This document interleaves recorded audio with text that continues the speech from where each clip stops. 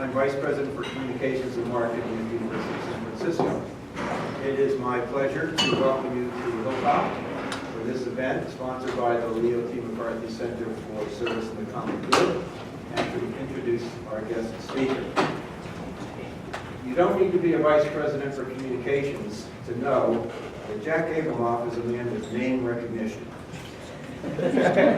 During his life as a super lobbyist in Washington, he had extraordinary influence on Congress. In a 60 Minutes interview, he told Leslie Stahl that his office had influence in at least 100 congressional offices. His legendary rise in Washington was followed by a very public fall from grace and 43 months in prison. Mr. Abramoff has said, "I was blinded. I couldn't figure out what was right and what was wrong." But now he's using his name and his influence to reform lobbying. Mr. Abramoff has vowed to turn his experience of misusing political loopholes into insights on how to close them, thus improving the democratic process. To this end, he's authored a book, Capital Punishment, which many of you have probably read. His new work ties directly with the mission of the University of San Francisco to educate leaders to build a more humane and just world, and also the mission of the Leo T. McCarthy Center, which is to prepare students for ethical public service and pursuit of the common good. Mr. Abramoff will be in conversation with Alex Clemens. Alex is founder of Barbary Coast Consulting, a San Francisco public affairs firm, and Alex also serves as a lecturer in USF's graduate program in public affairs and practical politics. Many in tonight's audience are graduate students studying politics, so this talk will serve as a unique case study in political ethics for these students to explore in greater detail. Now, you've seen by now the cards and pencils at your seats, and if you have a question for Mr. Abramoff, please write it out. They will be collected, and there will be time for them to be fielded after the initial conversation.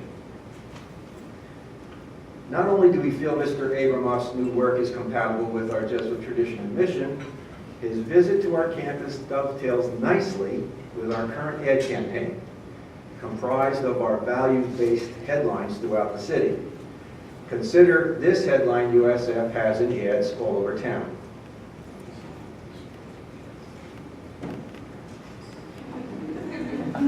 See ethical issues clearly, even with fog. So, Mr. Abramoff, as a reminder of your visit, we also have a t-shirt for you with another of our headlines. There is no moral compass act. Swagger. Everybody loves swagger.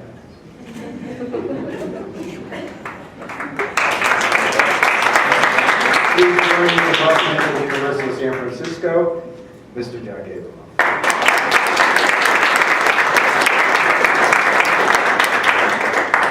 Thank you so much, David. Thank you for that kind introduction.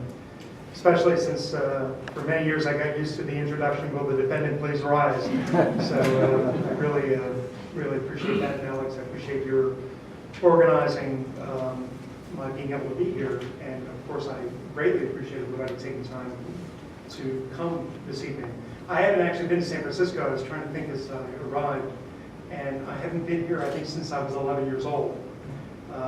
And I lived in Los Angeles, so it's not like I had an excuse that I was living in Mongolia or DC, which I'm not sure which place would be worse to live. But so anyway, it's beautiful to be here. The San Francisco that I did get to see before the fog, all 2 square blocks of it looked pretty good. So anyway, I'm grateful to be here and to talk about the topic that I am trying to dedicate at least this portion of my life to, which is, for me, making some recompense and for hopefully all of us helping to change a system that's a little bit out of control.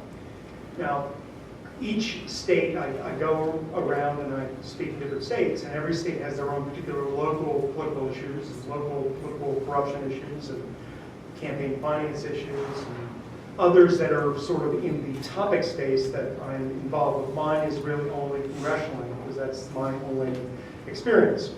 My experience there in Washington started, I guess, when I was a very young man when I came to Washington.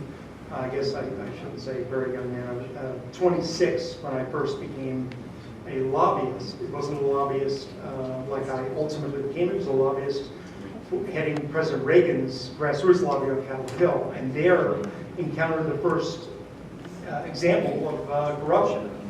I'm not certain I was bright enough to pick out that it was corruption. Not that I've gotten any brighter since, but at least then I was in charge of a group that was lobbying on behalf of President Reagan to get funding for the MX missile. For those who remember the MX missile, in those days, we were busy trying to beat the Soviets in an arms race.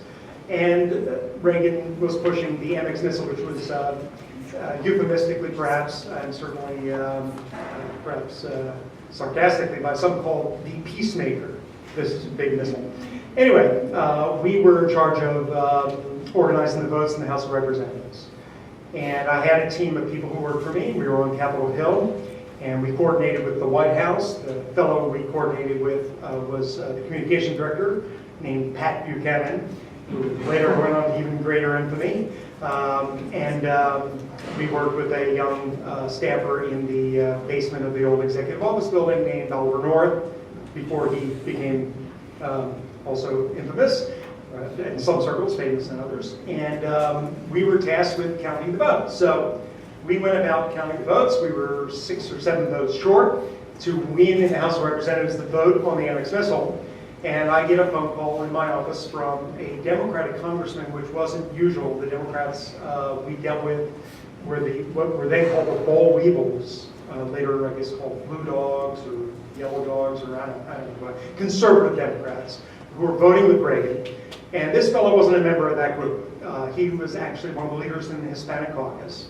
And he called me and he said, "Well, come to my office. I want to talk to you about the MX missile." So I ran out the door, got in a taxi, ran to his office, got in there, and he said, "I think you're 6 or 7 votes short in your vote count." I said, "Yes, sir, that's correct." He said, "Well, I have 13 votes for you for the MX missile." So I said, "Well, that's great, thank you." He said, "Hold on, there's another part of the conversation." Okay. He said, "I need something from you." And I thought, I'm a little punk kid. What do you mean? What can I do? You want me to clean the office? What do you want me to do? He says, they're expanding a naval base in Pensacola in the Gulf of Mexico, and I want them to expand the naval base instead in my district in Corpus Christi. And if they will put the money into expanding the naval base in Corpus Christi, I will give you the votes. If they don't, I won't give you the votes. So I'm thinking, okay, what does this have to do with me? Last time I checked, none of the admirals were calling me and asking for advice. In fact, nobody was asking me for advice about the naval base. And I didn't have a naval base in my garage. I just had a naval, I guess, but that wasn't available or interesting to them. And I kind of looked at it and said, pick the phone up and call the White House and make this deal. So I kind of went over, picked the phone up, I called Buchanan and said, I'm here with Congressman Bustamante, and he says he'll give us 13 votes if we give him a naval base, Pat. And that's silly. He says, hold on. So I waited about 3-4 minutes, and an NSC staffer got on the phone and said, okay, he's got his base, we want the votes. So I thought, wow, that's amazing. So I said, well, you'll get the base, we want the votes, like a big man. And he said, good, bye. And so I left. And as I walked out, I thought, was I just in a bad Jimmy Stewart movie? This was very strange. But I didn't really think much more about it, to be honest with you. I finished my session, or term rather, with the lobby, and I left politics. Don Regan was the chief of staff. He was a little difficult to deal with. And so I left and went into making motion pictures, and made some very feckless, silly, stupid movies for a while. I figured Reagan went from making movies into politics. I could go from politics into movies, except comparatively Reagan's movies were like Academy Award winners, this stuff. So After about 10 years of doing that, the Republicans won both houses of the Congress. The first time in my lifetime, I think 56 might have been the last time they had done that. And I went into the lobbying field. And ultimately over 10 years built a substantial lobbying practice. But in doing so, unfortunately for me, and we'll get more into the details of this perhaps in some of the questions, both went over the line, the actual line in the sand, which in Washington is kind of a joke. The line in the sand, it's barely noticeable and always moving in a way that isn't good. And also went over the line of impropriety, which has nothing to do with what's illegal. In the quest to win, in the quest to ensure that those battles I was engaged in turned out right. And that was all great for about 10 years, having victory after victory until one day it stopped.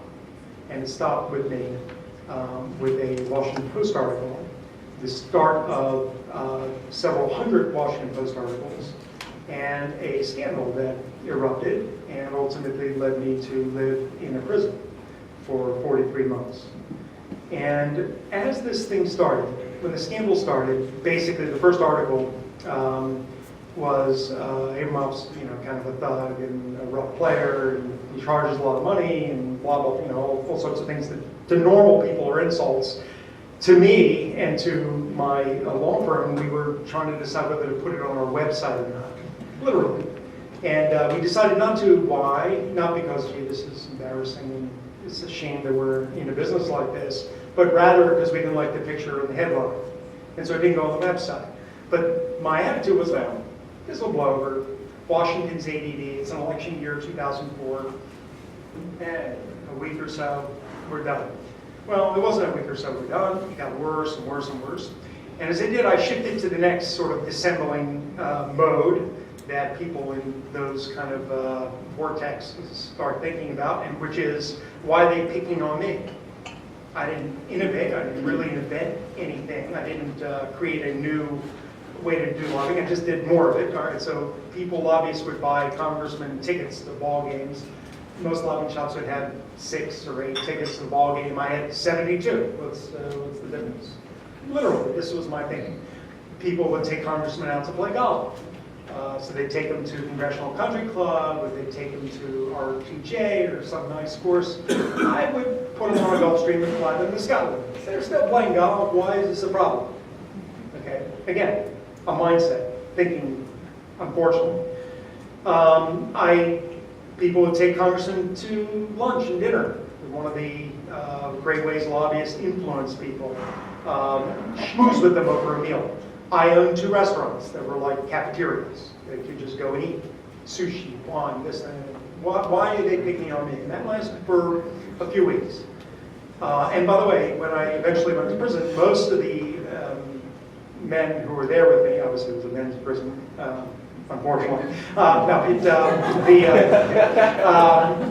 Most of the men who were there with me never got beyond that phase of their picking on me. There was a guy there, for example, who was a tax chief. He was there for tax chief. And so he said to me one day, he said, I don't understand why I'm in here. Nobody pays their taxes. I said, nobody pays their taxes? He said, nobody pays their taxes. I said, really? Who's funding this lovely place we're living? Nobody's paying their taxes. I said, but this is the kind of mindset, unfortunately, that they're in. And frankly, I likely would have stayed in that mindset, except for whatever reason. I got lucky in the sense that I thought, well, maybe I'm wrong. Maybe everybody attacking me day and night is right. Maybe there's something about, now, not everything they're saying is right. I got blamed for Hurricane Katrina.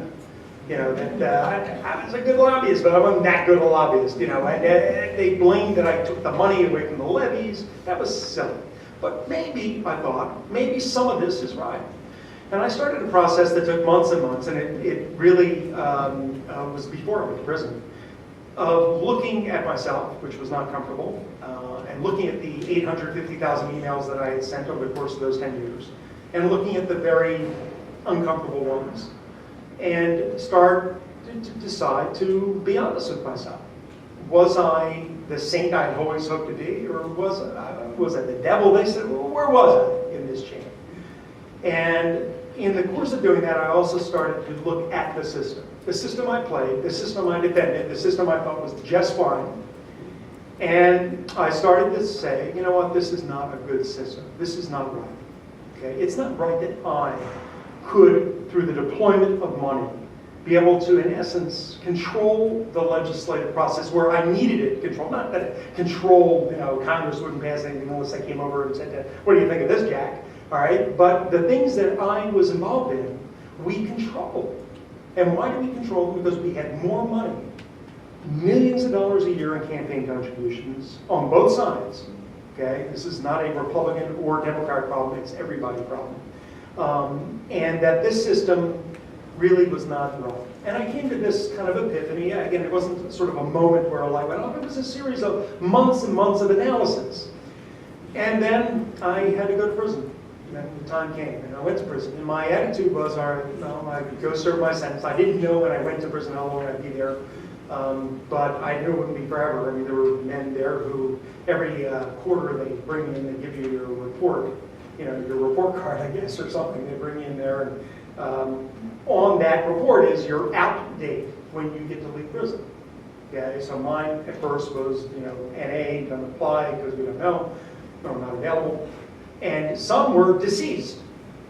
That's their out date, deceased. Okay, that's pretty horrible. Okay, but still, I went in. I knew I would get out. And when I got out, my attitude was, I'm just going to go away.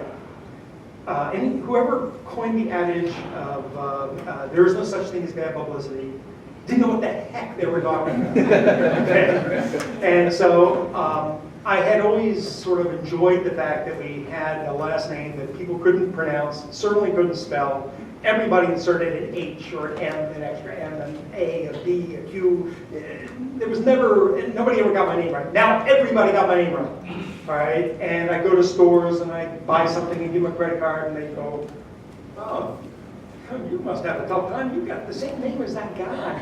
You see, and they were nice. I said, well, thank you very much. If they weren't nice, I said, I am that guy. Price usually went up. But anyway, my attitude was, look, I'm going to finish this prison sentence. I'm going to go away.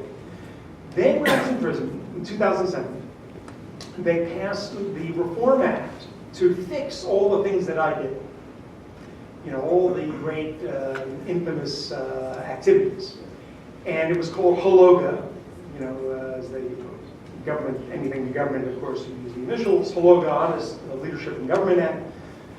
And while there was a lot of good intention on the part of the reform groups there, the Congress, as usual, messed it all up. And they put tremendous loopholes. So I'm in prison. My lawyer sends me HOLOGA to read. I guess he felt I was bored. Send me HOLOGA.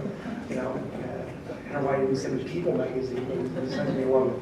And I'm reading it and I'm thinking, goodness, these guys have done it again. They haven't reformed anything. This is a fake reform. And in prison, federal prison, a lot of them don't have weights. You have a walking track. You walk around the track, and it's not like a professional track. It's a rocky, hilly little thing. So I'm walking and thinking over time that this is not good. And they really should have fixed it. If I'm sitting in prison, why don't they at least fix it? What am I doing here? Why not fix it? So I started thinking, what would I do if I wanted to fix it? What would I do? What would be the reforms? If I wanted to if I were so a lobbyist, what would I try to stop as reforms? This stuff I wouldn't stop. This stuff I'd laugh at. What would I stop? So I started making a list of the things I would stop. And then I started thinking, when I get out, I probably better try to help. The people who spent years insulting me and attacking me, I'm not going to take it personally, and I'm going to work with them. And now I do.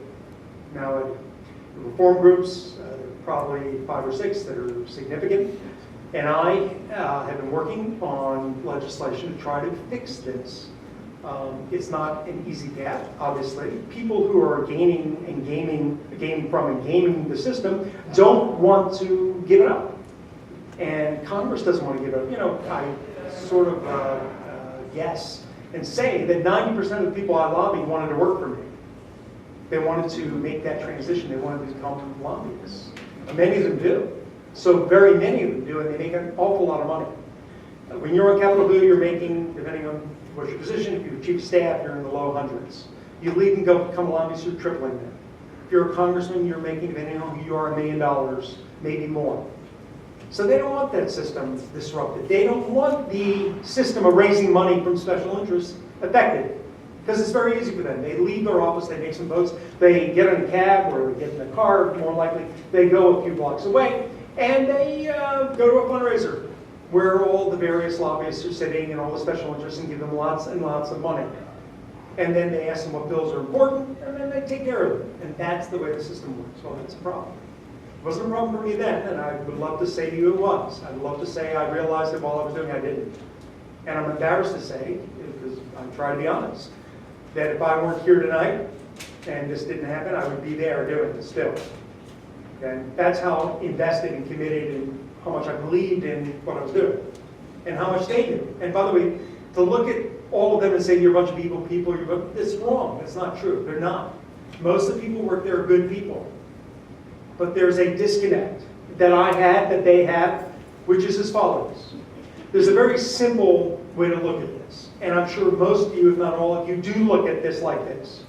If you're a public servant, and I want something from you, and I give you something of financial value, while I'm asking you for that, there's a word for that. It has 5 letters. It rhymes with bribe. It's a bribe, right? I mean, what is it? You're a public servant. You don't go to a judge before your trial. Oh, Your Honor, I hope I have a nice trial. I like your robe. I like the chair. Very nice, very appropriate. Listen, I don't know if you like the Washington Redskins or not, but here's 2 tickets. Enjoy. Go ahead. Enjoy the game. You don't do that. They would lock you up for bribing, right? But we do that with our legislative judges with no problem.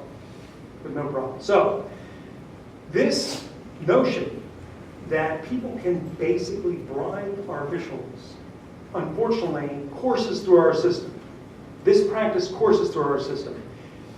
But if you take them, the congressmen, the staffers, the lobbyists, and put them on a lie detector device, put their hands on the Bible, they will swear and they will pass the lie detector that they are not being corrupted.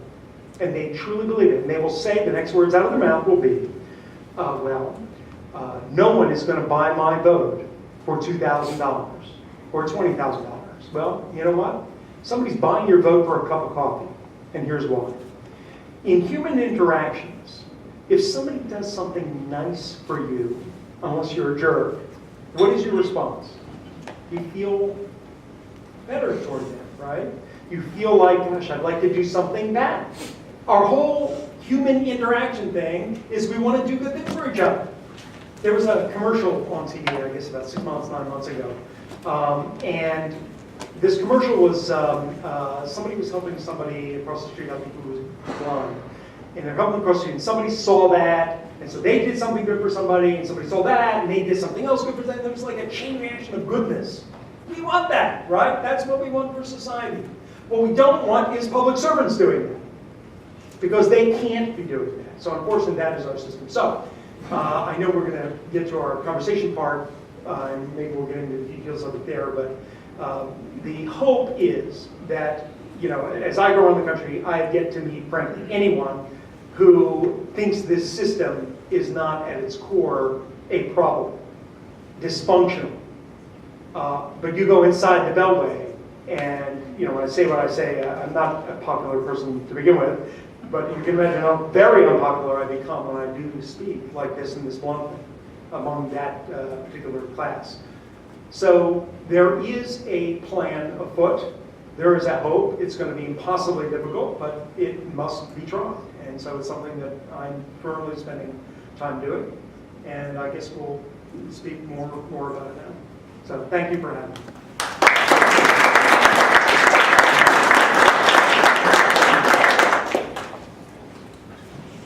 Before we get started, you should turn on the microphone, perhaps? Or is it on? All right. Before we get started, I'd like to point out this is not only a lecture, it is also part of a class. The Masters of Public Affairs program has a lobbying and government affairs class, which I'm fortunate enough, I'd like to. I'm not quite sure how it turns on. I'm assuming in a back room somewhere.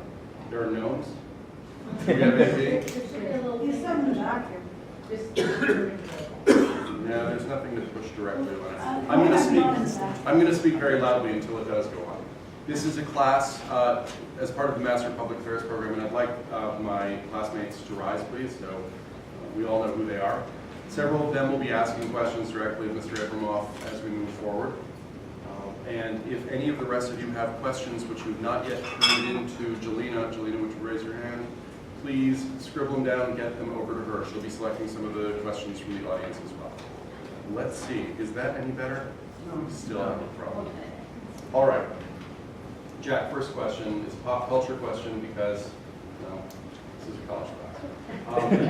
How much did Kevin Spacey study you? Because, A, Kevin Spacey played you in the movie Casino Jack, and B, I would imagine half the room, if not more, has just watched House of Cards. And you told an anecdote about Congressman Bustamante that was absolutely right there in the middle of the show. Has this been brought to your attention before? No. You have a homework assignment, which is to go Netflix, House of Cards. You'll see some of your life happening right before your eyes. Being asked out by a guy who played you. Not that your life isn't self-referential. You've referred to much of the money in our political system as legalized bribery. You did so tonight, you've done so in 60 Minutes and other places. But since your conviction just a few years ago, and in the wake of the reforms that have been instituted by Congress, I think we've seen an increase in the amount of soft money in elections, in PACs and independent expenditures. Real question: is there a real world solution? Is there something that can outwit clever people with too much money and not enough scruples? Or will we forever be fighting an uphill battle that other people will loophole their way around? We will forever be fighting an uphill battle that people are going to loophole around, because the people who are, is this working in the system? Is there not We're pretend it's like a Seinfeld episode, remember when they had the cameras and didn't have cameras and the Merv Griffin set in Kramer's apartment. Anyway,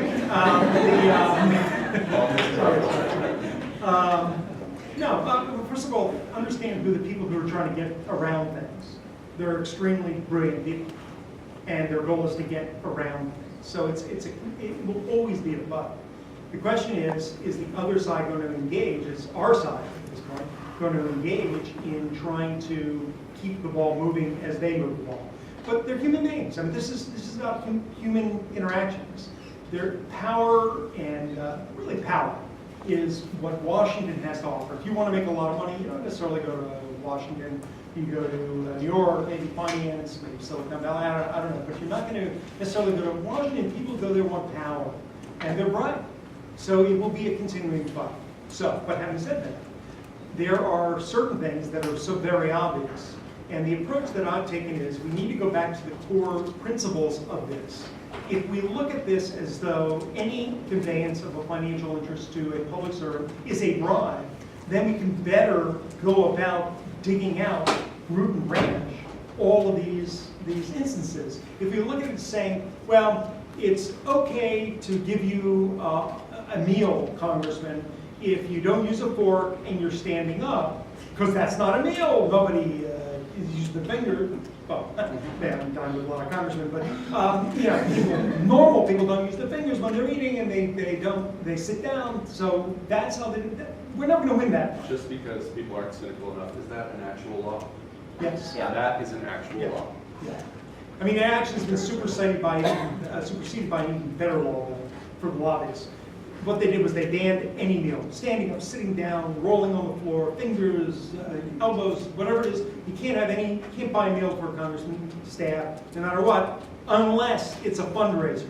So what that means is, so you're a congressman, and I'm a lobbyist, not to insult both of us, but let's say you're a congressman, I'm a lobbyist, and I want to take you out. I can't buy you a hamburger unless I declare a fundraiser, and I pull out of my pocket $5,000, $10,000, $15,000. Here you go. Now, does that make that better? Does that make it a better interaction? That's a worse interaction, right? But that's the reform that they put in place. As I understand it, the end of your lobbying career came about when, not because the FBI came to investigate, not because government regulators and ethics watchdogs said this Abramoff character needs to be held accountable for what he's doing. It happened because other lobbyists, just to be crass, were envious of your position and leaked some stuff on you to a reporter who then followed it up. Is this status quo of ethics enforcement what we deserve? Is the government doing its job in rooting out the people who are corrupting the AV process with money? Well, let me give you a little bit of a different take on that. There's no question that there was a huge degree of schadenfreude, people happy, my competitors happy at my demise. There was no question about that. Some of them weren't, but I mean, most of them probably were. I didn't play nicely with other lobbyists. Ironically, I actually didn't like lobbyists. I mean, when I was first invited to be a lobbyist, my first reaction was, why would I want to be one of the guys sucking the blood out of the country? To the nice person who was actually offering me a job, not a good job. Anyway, so unfortunately, what happened with me was this. I was likely just marching along, recklessly, frankly, just attaining victories any way we had to attain them. Everything was about winning. And there were a lot of bodies that were piling up, not physically bodies, but political bodies that were piling up, and I just didn't care. Again, I didn't care about the other lobbyists. I had my own restaurants, I had my own places to play golf, I had no interaction with them. So the media got onto us probably through some lobbyists and probably through some others. But Senator McCain subpoenaed all of those emails and then had 30 people parsing through them to find the more hilarious ones and got them out. So that's sort of how that got going. Senator McCain subpoenaed those emails after the Washington Post article started to come out. He did, but it was immediately thereafter. You know, again, I don't want to focus on that because it takes away from the fact that I did wrong. I did wrong, all right? I don't like to say, oh, this and that. All right, you know, some lobbyists were happy and that's how it happened. Whatever. For me, I mean, it's bizarre for me to say this, but it's better for me that it happened. It's better for me because I don't know where things would have ultimately gone. But should the U.S. government have done a better job? They do a good job. Well, no, because there's no way for the federal government to even know I was out there. Okay, but they do a good job. I have to tell you, I didn't, you know, I cooperated. Once I decided that I was guilty and that I was wrong, I decided I wasn't going to fight. And I knew I was going to go to prison, but I decided that I would cooperate. Not cooperation in the sense of I'm going to turn a bunch of people in. Frankly, the cooperation was the other way. There were 2,000 investigations. I tried to exculpate everybody I could from this, honestly, but not I wasn't dishonest. But in doing so, in working with the Justice Department and the FBI, I became their fan. I actually have a lot of admiration for them. The Public Integrity Division, by the way, of the Justice Department, which was polarious, and rightfully so, over the Senator Stevens case, and ripped apart over it. With me, they were very professional, very honest, very decent. They didn't do any papers for me. They put me in prison. But I actually spend part of my time speaking at the Justice Department and the FBI training schools. They are doing everything they can do. Law enforcement can't find some of these things because they are kept secret by both sides. All right, so it's not, you know, they're not supermen. They can't read people's minds. They have to be able to have evidence. But when they do, to their great credit, they try to pursue it. They're thwarted, by the way. People always ask me, well, why is it only one congressman went to jail? I mean, you gave money to hundreds of congressmen. People did stuff for you, and you clients all the time. Why did only one congressman go to jail? And part of the reason is a very important provision of our Constitution, which is the speech and debate clause, which everybody is familiar with. That trust basically prevents the executive branch from attacking the legislative branch. It's based on the king used to attack the parliament, couldn't speak in parliament, he'd throw you in jail. So we have an ability of the legislative branch to not be attacked, meaning prosecuted by the executive branch.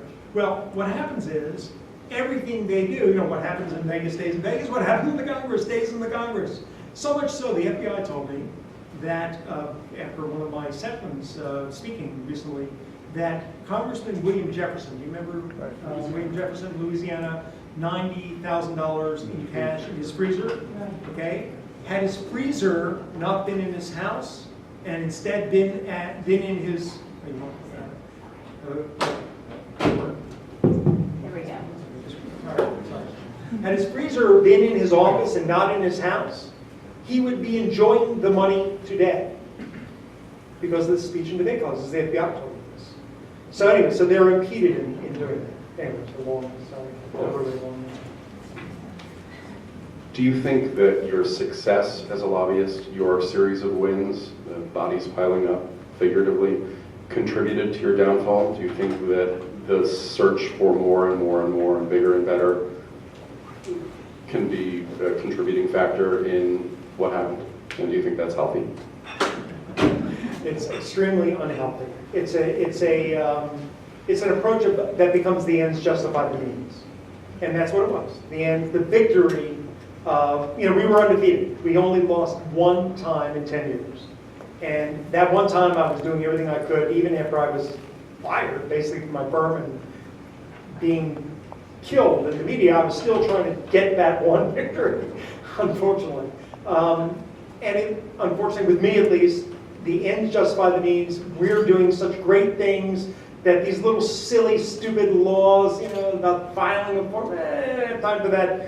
We're busy saving whatever we're saving. That's so dangerous and so horrible. And when I speak anywhere, I tell people that, that for me, that it was an arrogant, I'm God syndrome. I mean, that's what that is. I'm going to control the outcome, so I'm God.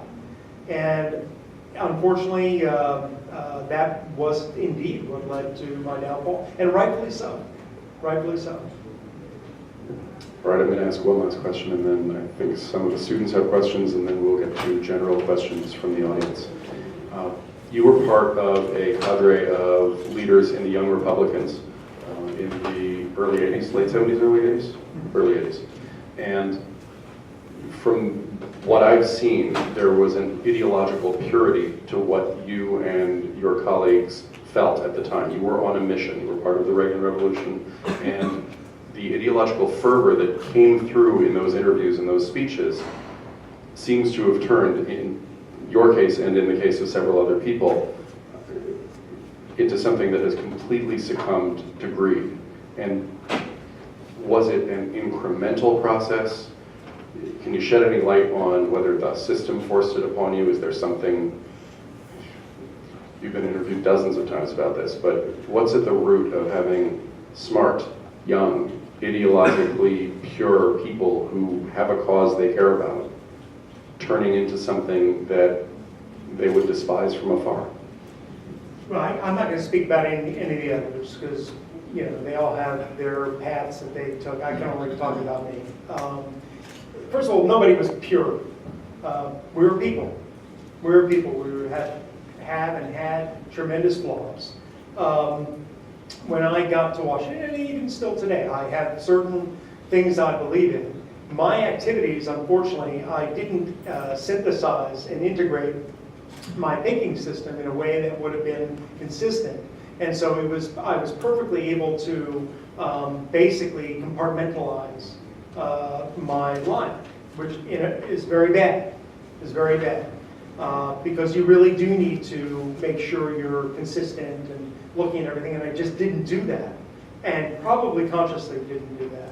So, again, it's hard for me to say that any of the others, Grover Norquist, Ralph Reed, Karl Rove, all these guys, when we were young, where they wound up, what they did, compromise, etc. I can really only talk about me. I'm obviously disappointed at a minimum. I think that's certainly an understatement. Unfortunately, what's more disappointing to me, and I think what was worse for me, it's one thing if somebody says, "Oh, look, I know I'm doing wrong. Because I like the power, because I like the money, I like the whatever. I know it's wrong, but I'm going to keep doing it." That's one approach. Okay, that's better than what I was, which is what I'm doing is right. What I'm doing is philosophically okay. I am battling on behalf of clients who are underdogs against big monsters, over issues that are worth billions of dollars. We're making them billions of dollars. They're paying us tens of millions of dollars. I'm giving, and my wife and I gave 80% of the money I made to charity. So I'm giving all the money to charity. I'm winning for good guys. I'm doing great. That is worse. Why?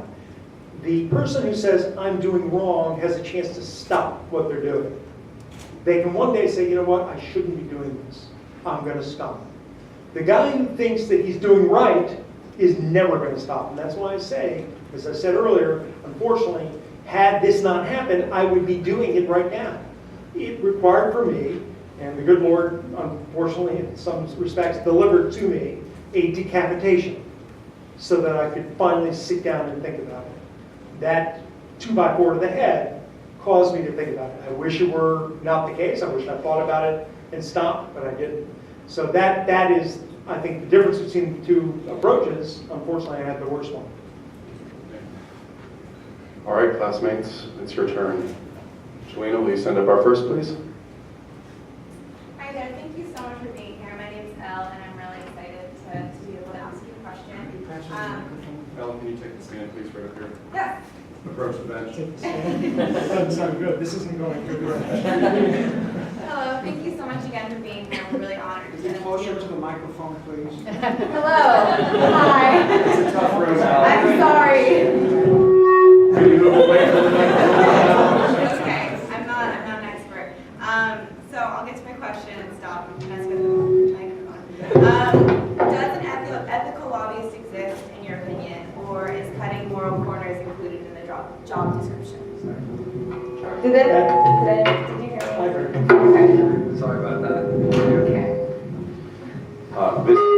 This is a class about ethics and politics, not about technical sufficiency. Please bear with us. So the question was, did everybody hear the question? No. Can you hear me now? Yeah. Great. It's like a Verizon commercial. Does an ethical lobbyist exist, or is cutting moral corners included in the job description? There are, depending on how one calculates a lobbyist, there are somewhere between 15 and 30,000 lobbyists in Washington, D.C. And almost all of them are ethical. 99%, 95% are ethical. What is ethical? In this respect, ethical is they're not taking resources and going to a senator or congressman staffer saying, hey, you know, let's go out to dinner, let me schmooze you, let me take you on a trip, things like that. Most of them are ethical. The process of lobbying is fine. We believe in petitioning our government. It is, again, another one of our rights. And it is a property. And it's also okay to hire somebody to do that for you. Just in the same way that it's okay to hire a lawyer to take you to court. To exercise those rights, it's okay to hire a lobbyist. It is only where the lobbyists, and it is very few that do it in a powerful way, misuse resources. The problem is, when you're one of those lobbyists, you will be able to crush the other lobbyists. In my heyday as a lobbyist, when I was raising millions of dollars a year and had 40 lobbyists working for me, all of whom were well connected, if we were up against somebody who was going in and just, can I get a meeting and can I explain our side of the issue, they had no chance. They had no chance, and that's the problem. So I think most lobbyists are ethical. Most lobbyists are, at least the ones I met, are decent and good, and the process is good. But there is and this is the group, and I was in it, that gets all the attention. And this is the group that creates the reputational issue for lobbyists. So anyway, it's a great question, and the answer is most of them are that ethical. Thank you very much.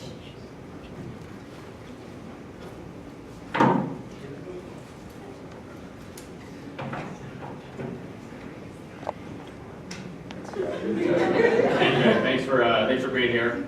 Campaign finance reform groups, good government groups in the post-citizen United world are really focused on corporate personhood, like move on, kamikaze, really want to end corporate personhood in this post-citizen United world. What kind of advice do you have to those reform groups to kind of look past that? You know, what is or should they stay focused on that, or should they explore other issues to kind of tackle this system? The ones that everybody heard that, right? These are working, okay. The groups that are working on that, first of all, there are very few of them actually that are now focused on that. I was involved a little bit with Stephen Colbert.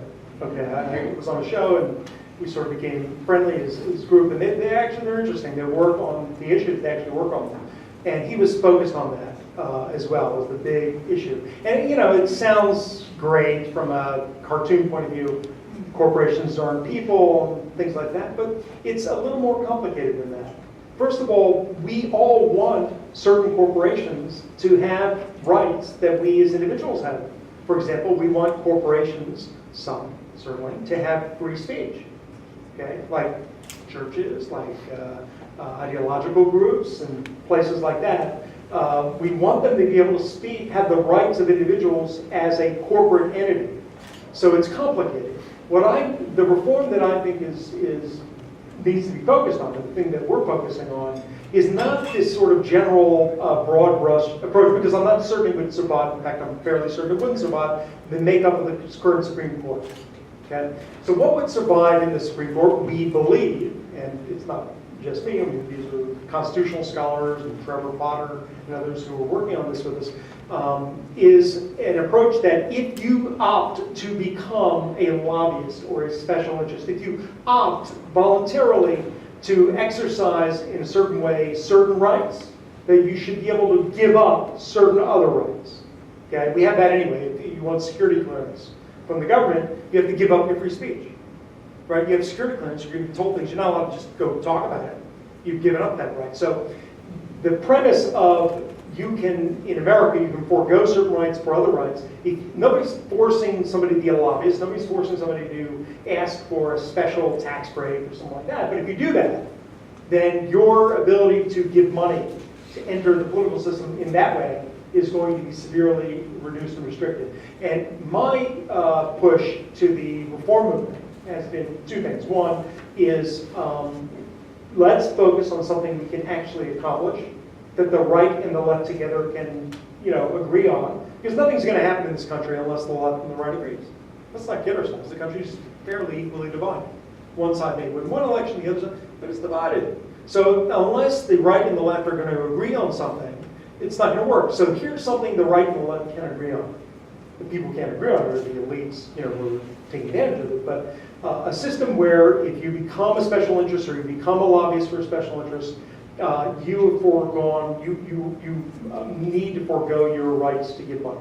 Now, in doing that, by the way, you actually solve many of the other problems in the system. Most of the big money in the system is coming from people who want something back. The people who give all this big money, they don't just give it out of the goodness of their hearts. They want something.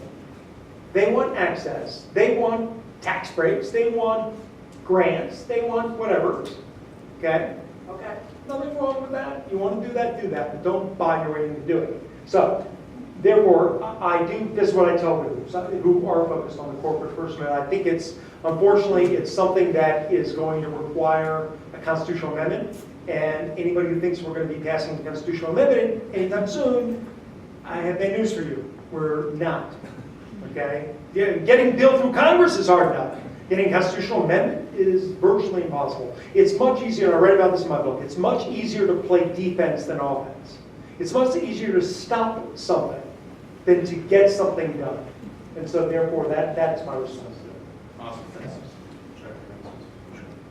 Just before we get to the next question, I think there's an interesting corollary to that this audience may not be familiar with. Not only, and I'd like to speak about it, not only would you like to see lobbyists who ask for change not be able to contribute into the system, you have a similar request of people who choose to run for office or be Hill staffers, correct? Right.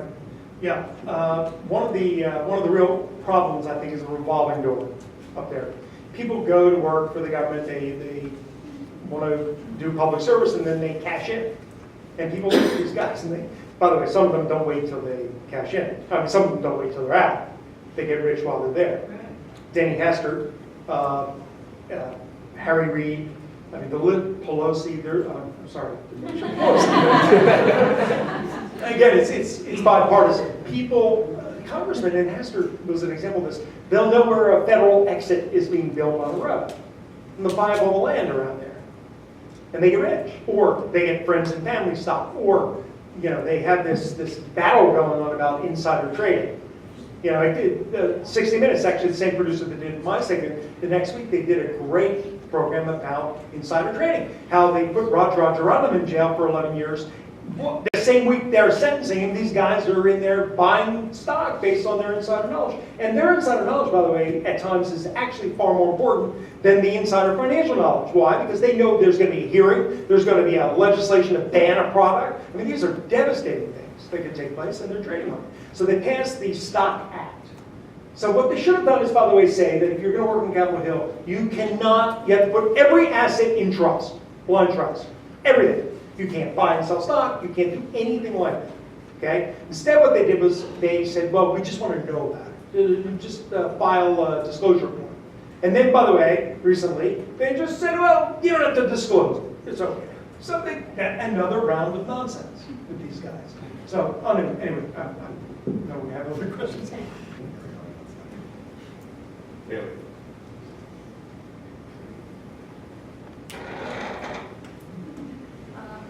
My name is Kaylee, and I wanted to ask about the today's society and how normalized capitalism is.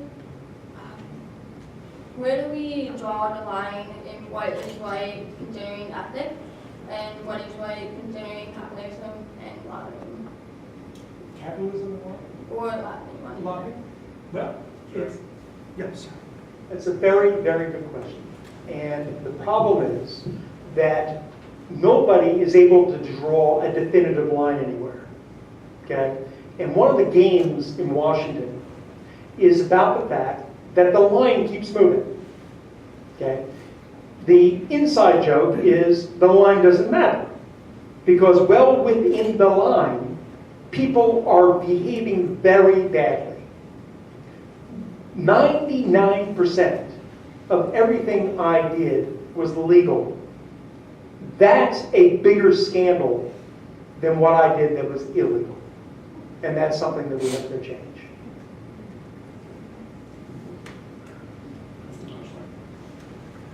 Hello. This is kind of a long one, so.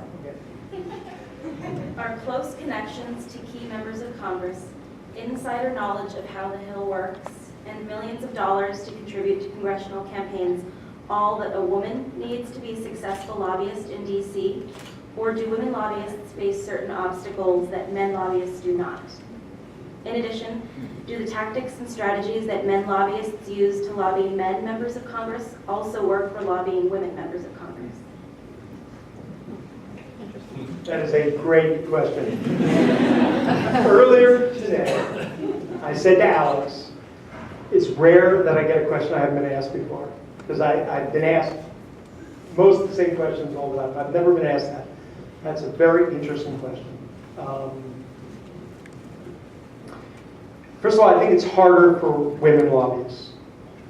There is an old boys network among young boys. They're not old. The drinking at night, the carousing, the parties, the golf, the going to the sporting events. It's very much a male-centric kind of atmosphere. There are women who successfully play in that. There are women lobbyists who are good golfers, who play golf. There are women lobbyists who go to the games and go to the meals. But I think women, and again, I've never thought about this until you just mentioned this. Shame on me, by the way, for not. But I think women are at an immense disadvantage in the lobbying game. Now, lobbying the men and lobbying among the men. Among the women, they have a very big advantage most of the time. The problem is that women have not attained, for the most part, the position they should have on Capitol Hill. And I don't just mean among members, I mean among staff. Okay, there are some women who have attained top positions, but it's very few. Very few. As I think, as we're talking, it's mainly men. And so that lobbying world, and I remember the lobbyists I would hire, one of the things I would sort of think, I wouldn't put it on the form, but yeah, as somebody who goes out at night, I own restaurants. I wanted to know they're going to be there with staffers at night drinking. You know, I don't personally drink, but I wanted them to drink. You know, that was the attitude. Become buddies, become friends. And I think that that plays against women being able to do that. Not every woman, but in general. The guys sort of push back and push away. So it's actually a very interesting question, and I want to think more about it, but that was my initial response. I do believe that women have a disadvantage there. I'm not sure at the end of the day it's a bad thing. Women are less corrupt as a consequence than the men. I mean it. I mean it. I can't think of an example. I can't think of an example of a corrupt interaction with a woman staffer or member that I have or knew about. Senator from Illinois. Oh, yeah, no, I'm sure there were examples. Catherine Braun or Carolyn Mosley Braun, right. But I'm saying my interactions, I don't remember seeing, the wink, wink, nod, nod thing with women. I think that, and I think to some degree, I guess maybe some of the men, and this is totally just out of the air, I think they probably felt that the women were less corruptible.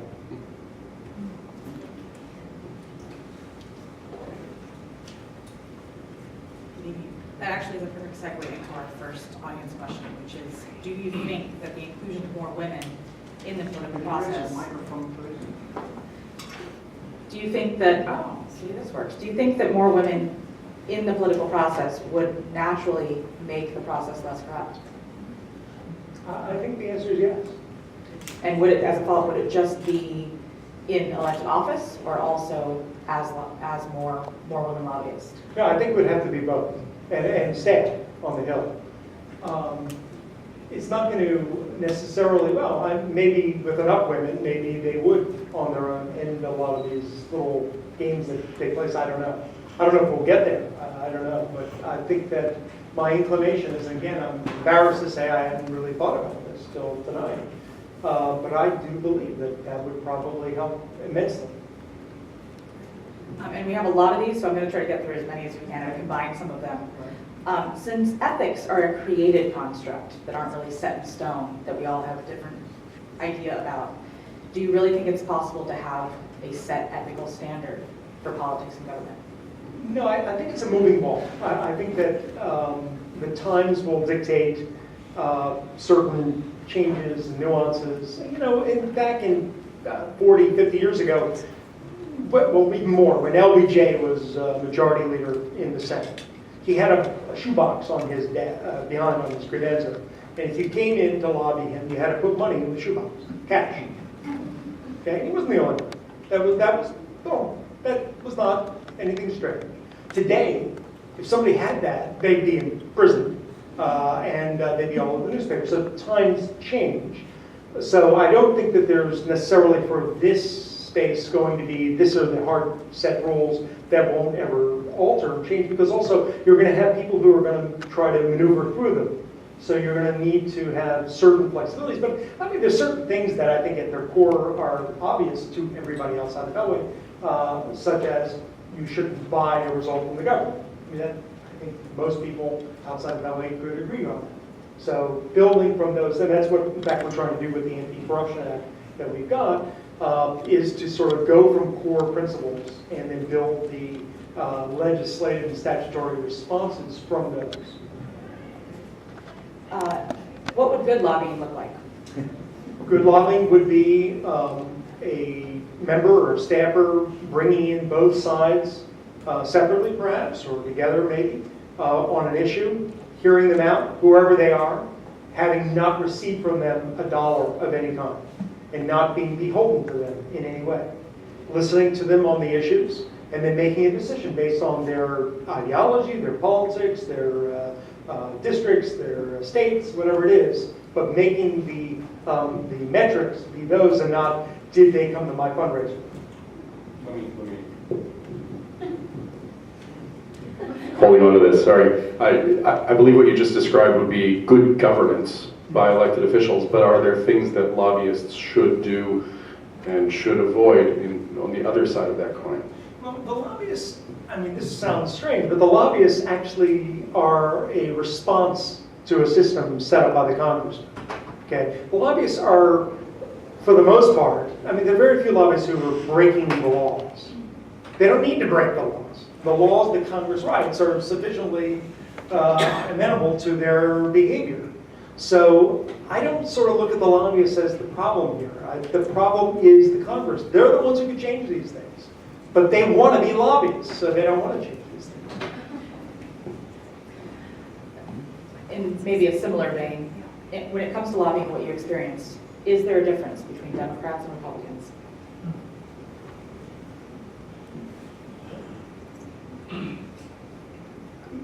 There are obviously differences between Democrats and Republicans. Republicans don't wear nice socks sometimes, but is there a difference in this context? There are good and bad people on both sides of the aisle. There are people who are fighting the system on both sides of the aisle. There are people who are doing everything they can to preserve the system on both sides of the aisle. So this is not really a Democrat or Republican thing. By the way, that's good, because otherwise there'd be no chance to stop this. Because if this were Democrats are 100% all in on this, or Republicans get free, it's not going to happen. It's not going to change. Unless some party gets massive amounts of Senate seats, House seats, and controls the administration, and somehow the media decide to just leave them alone, we're always going to have both parties controlling everything together. So I don't think either party is necessarily more guilty or more innocent. There are bad and good people on both sides of the aisle. And on a similar note, can you speak to when you were lobbying in DC, obviously there were a number of politicians who were trying to fight the corruption, but were there specific politicians that you felt were remarkably clean, in a way, is the question? Well, I didn't think what I was doing was dirty. So I didn't look at them as clean or not clean. I looked at them as stupid. I'm sorry to say this. I tend to indict myself all the time.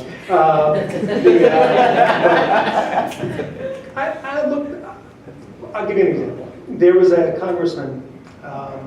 I became a lobbyist in this iteration in late '94, after the Congress in '94 changed, December of '94.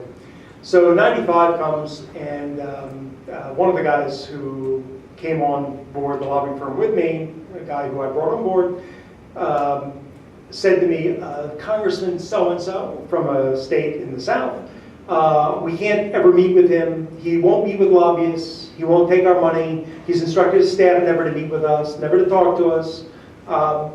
We can't ever deal with him. So, fine. You don't need 435 congressmen to do our job. You don't even really need 213 congressmen. What you need, or whatever, 200, great math, huh? 218, whatever half, one half is, all right? You need... Greatest lobbyist in America. Can spell or add. No. What you need are 10 congressmen who are really going to help you. 5 congressmen. That's all you need. That's what a lobbyist is. Okay? So, all right, write them off the list. Forget them. We're not going to go on. So he gets reelected, this guy, in '96. He gets reelected in '98, '99. By then, I had a big practice. I had all these little toys, at my disposal. And this different stammer comes to me and says, Congressman so-and-so wants to go to the Wizards game tonight. The Wizards are the Washington basketball team. Most people don't know that because they never actually win a game. They're the Washington basketball team. At that point, Michael Jordan was playing for the Wizards. Remember that? It was like 2 years. So I had the Jack Nicholson seats on the court. I had 4 seats right on the court. Okay? The face value of the ticket was $995 per ticket per game of those seats. And so my staff says, Congressman so-and-so wants to go to the basketball game tonight. I said, that guy, what do you mean? How do you know he wants to go to the basketball game? He didn't talk to the lobby. He says, no, his stamper called me. He'd like to go to the basketball game. So I have him call Ticketron. We were Ticketron, was the problem with these guys. So I said, what does he want from us? He says, he wants to use 2 of your courtside seats. This is impossible. He doesn't deal with lobbies. He wants to go with his son. Can he go? I said, well, I'm going with my son tonight. He said, you want to sit next to me? I'm a lobbyist. He said, yeah, okay. So we get to the game. He brings his son, I have my son, his kids are talking. The congressman leans over and starts a conversation with the following phrase. This phrase is, so Jack, tell me something about your clients. Now that's the opening phrase in the conversation that ends with, I'm having a fundraiser next week. would you like to come? Invariably. What does he care what my clients are? Tell me about your clients. Tell me about the seed of lawn seed in your backyard. You know, who cares, right? He only cares because now what is he thinking? Money, right? So in fact, he said, oh, I'm telling him I have this client, that client. Oh, he says, you know, I have a fundraising event next week. I don't know if you guys are interested. And I said, of course. And I left that night thinking, fantastic, moving from column A to column B. It's great, fantastic. That guy got corrupted. Here's somebody who came there and got corrupted over time. And it made me think, all right, look, they're not evil. He's not evil either. He's not a bad person. He's a good person, nice person. But it made me think that almost every one of them are susceptible to this. One guy who wasn't susceptible to it was on Lawrence O'Donnell's show, you know, the show on MSNBC. So afterwards, Lawrence and O'Donnell and I were chatting. And he worked for Moynihan. Now, Moynihan, the restaurant I had called Signatures was in the building Moynihan lived in the last part of his life. So he used to come every day down to the restaurant in the afternoon and sit there and schmooze with everybody. Incredible guy. What a genius. All right. I mean, ideologically, I didn't agree with him on everything, obviously. There was different, I was a Republican. Who cares? Unbelievable giant. Later, he died, of course, and O'Donnell said to me that O'Donnell was on his tax staff. And he said, let me tell you a story about Moynihan. He said, Moynihan was pushing a bill in the Senate. And he's working on the bill for 4 or 5 years. And he finally got the bill going. And we're counting votes, and he says, listen, he brought us together, he says, I'm sorry, I have to vote against the bill. And he said, what? What are you talking about? Voting against your own bill? He says, I have to vote against the bill. He says, why? It's because Mr. Jones, who gives me money, I found out this bill's going to help him, help his business. And I can't vote for the bill. I can't have somebody think I'm voting for the bill because Mr. Jones gave me money. Wow. This is a guy who made it through. But for every Moynihan, unfortunately, there are tons of the guys who came to the wizard field. Thank you. I think just a few more. Can we get a time check on how much time? 20 more. Okay. Then we have more time. If other people have questions, we can grab them if you hold on. It'd be great. You talked about thinking about what reform would be, what actually you would have thought when you were a lobbyist, and something that's been suggested, which you I think talked about in other interviews you may have mentioned tonight, and I missed it, is the idea of term limits. Can you talk a little bit about what you think on term limits? Yeah, I didn't mention it tonight, and I have talked about it before. When I was a lobbyist, I was against term limits. Obviously, I was against term limits. Why is a lobbyist against term limits? Because once you buy a congressman, you don't have to go buy that office again. You know, you don't get a new car every time you run out of gas. You just put gas in the tank, right? So with lobbyists, once you've got a relationship with the congressional office, you just give them every year. You give them a contribution and you keep going. So you don't want the congressman to go away. You want everybody to be like Strom Thurmond. Be 100 years old and they cart you out on a gurney. That is the ideal legislator to a lobbyist. Okay? He's there for decades. You know? Eras he's there. So obviously I was against term limits, and we'd all say, well, we're against term limits because it's only fair that people should vote for who they want to vote for, and it's not right, and then, but that's why. So now I'm not in favor of term limits. Why? Because of our friend from the southern state and the Wizards. The truth is, they need to go away. They need to serve a certain amount of time and leave. There aren't just 435 bright people in this country. Okay? There are millions of bright people in this country. They should go, do their public service, and go home. Go home. They don't hang around, be a lobbyist. Go home. Okay, that was what, by the way, was sort of the idea at the beginning. Unfortunately, people never leave. It's like the Venus flytrap. They get there, they never go home. Okay, they stay. You know, look at these folks. They stay in the Senate till they're 90, whatever, and then they become a lobbyist. You know, that is unfortunately the thing. So I am in favor of term limits. It's very complicated. It's not something we're going to be able to do probably ever because it's going to require a constitutional amendment. But I think that it is disingenuous to not talk about it. And it's not something also, by the way, that the left and the right support. The left does not support this among the reform groups. They just don't support it. They feel, see what happens is, I think, is on the right, people on the right, you view Congress, you view them all like a bunch of villains. That's Congress, people on the right, I don't know who else in the room besides me is on the right. I'm telling you, you view Congress a bunch of scallywags, a bunch of, folks that you just want to run out of town. You want to tar and feather, or whatever the punishments that in the old days they could do. That's what you want to do to people, all right? I think liberals, and maybe I'm wrong, tend to, when you think of Congressman, you think of Pat Moynihan. You think of, oh, I remember this one, this great one. This is what a genius, a giant. You're not thinking of 99% of these people. You're thinking of one person. All right, so that's, I mean, this is my own little barbershop or whatever, chewing gum, bubble gum analysis, but I think this is my view. That this is why, maybe I'm wrong, but that's become my view. Probably like most things I'm wrong. Similarly, it seems that the root cause for members of Congress needing money is re-election. How do you fix this? Is it just about term limits, or are there other things we can do? I mean, again, I think that you're not going to get all the corruption out of the system that is going to require people to find money to run for election is not going to necessarily ever be the purest system. You're not going to have federal financing of elections. It's not going to happen. The right will die before they let it happen. So it's just not going to happen. Whether you think it's a good idea or bad idea is irrelevant. Okay? I'm telling you, there's no Republican or there's no conservative who will let that happen. They'll die before it happens. So since that can't happen, what do we do? So removing the corrupt money, I think, is one thing. Term limits, yeah. So, an incumbent has an immense advantage. All right, they name recognition, they've done it before. So term limits does do that. I'm not certain we won't get term limits. But the power of the incumbency to keep running and running and running really is worth millions of dollars. And overcoming that, I don't know what you do. Now, one of the things people raise with me is, well, if we get rid of all the corrupt money, people are going to have to go out and raise money from non-corrupt sources. I'm like, wow.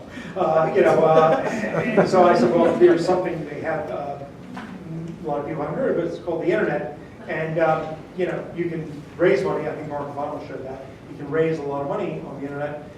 And one thing I don't think we have to worry about is politicians finding money. Okay, they have the ultimate divining rod to find money.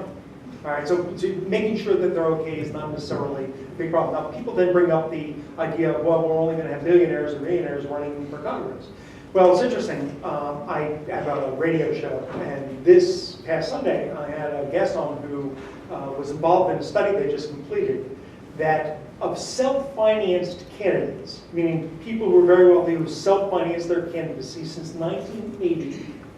You know what percentage of people won seats? 2.4%. Isn't that shocking? It was shocking to me. I would have thought half at least. 2.4% of self-funded candidates actually get elected. So the idea of the billionaire running and winning is not an issue. Now, why is that? I think that part of people who are self-funding are sometimes successful in business. They don't have the skills of a politician. A politician is glib and snappy and talk and photogenic and all that stuff. They're not like that. They're business people. They don't have that usually that kind of personality. So I think that may be one of the reasons. But it shows us we don't necessarily have to worry about it. Do you think an increased influence of third parties or independent candidates would how would that affect corruption in politics? I don't know how it will affect that. I don't think it's going to happen. I mean, to be honest with you, the two parties have a lot on the culture, media, money, institutions, and everything. I don't know how a third party can see unless some group of 20 multi-billionaires decide to pull together $30 billion and try to change it, which so far we haven't seen that. I don't see anybody changing that. The most successful third-party candidacy in terms of electoral college in recent times was George Wallace. George Wallace got electoral votes. What did Ross Perot get? Which state did he win? No. George Wallace, he didn't become president. Ross Perot, John Anderson, okay? They can't win. Because even if they somehow get enough electoral votes to throw it into the Congress, how many congressmen do they have? So they can't win. And the truth is, the media aren't going along with it either. The media are in a business. It's show business. That's an interesting side Carnival Barker act, but that disrupts the business. So it ain't going to happen unless some serious amount of money puts it in. And so far, we don't see this. My view is, one of the places it could come from is the tech market, but it isn't. They don't even spend enough money to protect themselves. They don't. They're victims right now, constantly. So anyway, I don't see a third party. This is a little bit of a naming names question, but since you already named Representative Pelosi, I'll go along with it. Can you speak a little bit to when you were lobbying in DC, California's congressional delegation and their participation in corrupt lobbying? Well, I don't think they're any different than anybody else. I mean, it's not like everybody in California is corrupt or saintly and everywhere else is different. I mean, it's California's the biggest delegation. There are good people in California and there are bad people in California. And again, by the way, I say this very loosely, this bad people. They're not bad people. And one of the problems is, and this happened with me, I got painted as this devil, really. Okay, and when I speak at legislators, the two messages I give them is the bribery thing. Don't think you're not being bribed. And number two, don't think that the corrupt people have horns. They don't. Okay? The people who are corrupted are all of you. You just have to be self-aware of what's going on around you. But you're good people. So California delegation is, I can't think of any, there are a few characters in the California delegation, but there are some characters in some of the others also. I don't see it really as different in any great way as than the other states. You talked before about the ends justifying the means. And this question is about, are there instances where lobbying, even corrupt lobbying, should still happen because, in effect, the ends justify the means? The example is sports teams moving into cities and lobbying around that. The idea that that benefits a city, that brings in jobs. As one example, but perhaps there are others. Is there ever a time when the ends justifies the means? Well, don't forget, the means that I think are a problem are the use of money to pollute the system. So I don't think, I don't know, the sports teams moving into the city, I don't know all the issues revolving around it. Is it like a big issue now here? Is somebody moving out? The Giants are moving? The Warriors may be moving to San Francisco. That's the Who? The Warriors. Where are they now? Okay, all right. Okay, sorry, I guess big Warrior territory. Okay, all right. Anyway, well, again, I don't think what they're lobbying for is necessarily a problem. I mean, moving the sports team, tax breaks, whatever. The issue is, how do they do that? Okay, if it's required that they bribe a bunch of people to get the sports team here, then even if it's a good idea, I don't think they should do that. I think ultimately that pollutes it. And ultimately it may not come out so well at the end. At the end of the day, all accounts are paid. Okay? All accounts are paid. They're either going to be paid here, hopefully, or they'll be paid later. But they're going to get paid. So behave properly. I am proof that all accounts get paid. All right? And it's not fun when they call in the account. So I would hope that, I do believe, the means that to me are improper are those means which corrupt the system. And I don't know that there's an end. Maybe if somebody's going to die, okay, all right, that's it. I don't know, moving the Warriors would rank up there, but I mean, a bunch of people are going to die. I mean, okay. Look, somebody asked me once, there was a group of rabbis in Hungary and Jewish leaders who bribed the Nazis to get a bunch of Jews out of Hungary. Was that wrong? And the answer to me is no, absolutely that was right. That was absolutely right thing to do. 100%. Okay? But there's a difference between that. We can make distinctions between that and getting a tax break. Okay? There is a difference. So, I don't want to say the ends never justify the means. I don't think you can make a statement like that. But as far as most of this stuff goes, I don't remember an issue where bad means was justified for those ends. Thank you. Do we have time for two more? One more? Okay. I think this is a good one. What, if anything, can the lay person, the lay voter, do to hold politicians accountable? Well, it's hard. It's a hard thing for us because the system's so big, the political space is so big, and to impact, we're not all Sheldon Adelson where we can take hundreds of millions of dollars and go play politics, right? So I think what the layperson can do is find those reform efforts that are out there and try to get involved in them and try to pressure the members. I think a lot of these members, when I came back from prison and started dealing with these folks again, it was a different thing, obviously, than it was in the past. And a lot of them privately have come up to me, some of them very surprising, Republicans and Democrats, and they've said, look, please keep going, please say what you're saying. All right, we can't talk about this, some of them said, because they're leadership. The leadership wants us to raise money. Leadership doesn't want us to push the special interest out. So we need people to do it. You're one vehicle. You can get in the news, so you do it. We want others too. Obviously, it's not going to just be me. So what can we all do? All I know is what I'm working on. What I'm working on with the other groups is we're working on a piece of legislation. I'll just maybe end with telling you very quickly what we're trying to do. We're trying to craft a piece of legislation that actually goes in a draconian fashion and attacks these areas. Okay? It changes the definition of who a lobbyist is. The big game, of course, now is nobody is a lobbyist. Newt Gingrich, remember when he was running for president? He was a history professor. He wasn't a lobbyist. He was giving a history lesson. Lobbyist, all right? Tom Daschles, again, both sides do this. Nobody's a lobbyist. So it can change. If you're lobbying, you're a lobbyist. Okay? If you go lobby one time, you're paid, you're a lobbyist, the end. So that legislation changes that. Number two, it makes it that lobbyists, registered lobbyists, if you're involved in a lobbying campaign, are restricted to giving $500 per cycle in the aggregate. That we feel is the most we can get away with. I wanted it to be zero, we have one. So the lawyers say, the constitutional scholars say, $500 is what the courts have held is the minimum expression of free speech that would survive. So $500, as opposed to tens of thousands, $500 per cycle if you're a lobbyist, or if you're a client of a lobbyist, meaning you're somebody who's engaged somebody, either yourself directly or indirectly, to go change the law for you, okay? And you're paid to do it, not volunteers, all right, but paid to do it.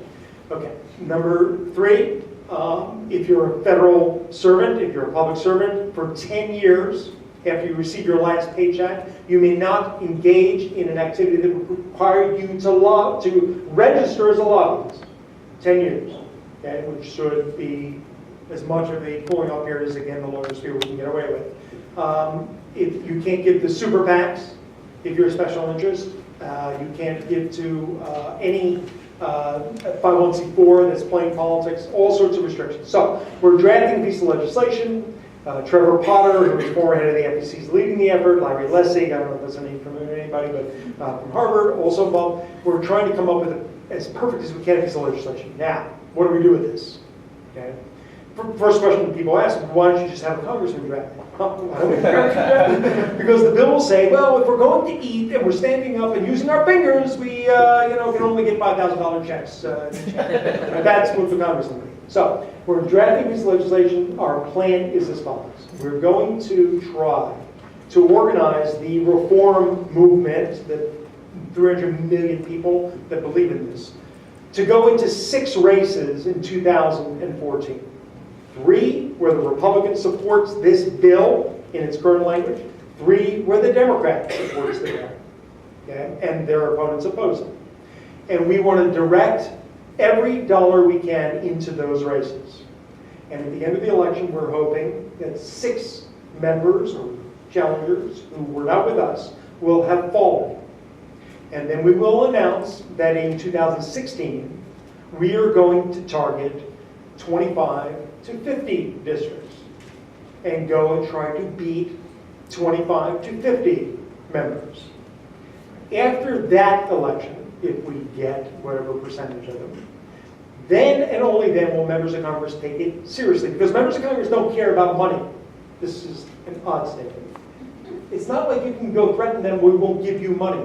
I never thought to say to a congressman, if you don't support me, I won't give you money. Why? Because as they walk out the door, they're going to trip over 10 lobbyists with checks thrusting into their pockets. There's plenty of money. The one thing they can't replace is their congressional seat. If they lose, that they pay attention to. So, an effort that is designed to make them lose their races, a few of them, so they get the point. Then, after 2016, we believe, if we are successful, we will finally be able to bring this bill into the Congress. Okay? So that is the plan.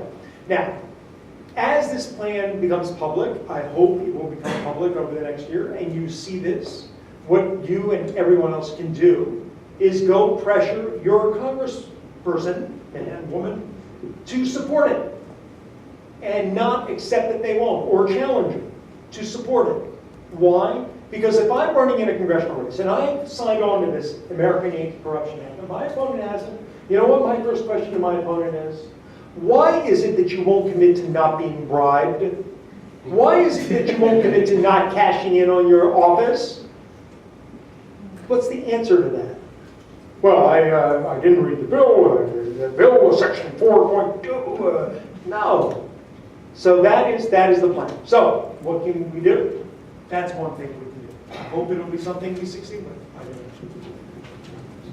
It's the mission of the University of San Francisco to try to bring in the best qualified people to educate the people who are at the University of San Francisco, and I think tonight we have gotten an A+ in that department. I'd like to thank Jack Abramoff from traveling all the way across the country to come see us. Jack, thank you very much.